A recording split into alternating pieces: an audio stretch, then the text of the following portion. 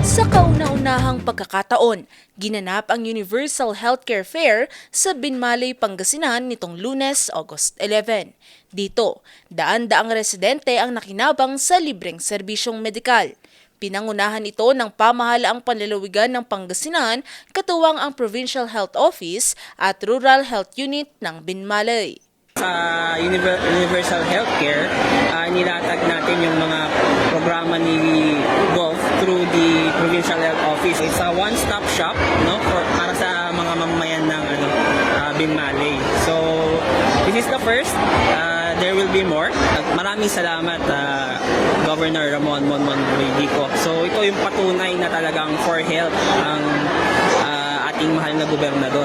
Dito, libre ang dental at medical check-ups, x-ray, ECG at iba pang laboratory test.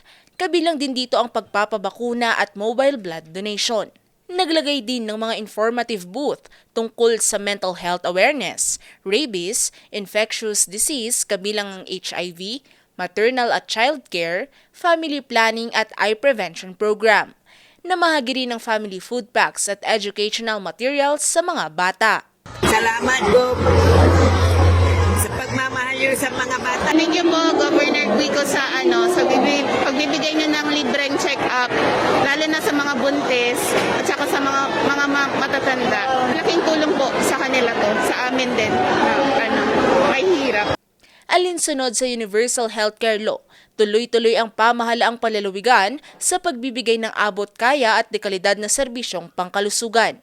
Inaasahan ng pamahalaang panlalawigan na sa pamamagitan ng programang ito ay mas marami pang bayan sa Pangasinan ang mapapasama sa paghahatid ng libreng serbisyong pangkalusugan sa mga Pangasinense. Valerie Dismaya, RNG News.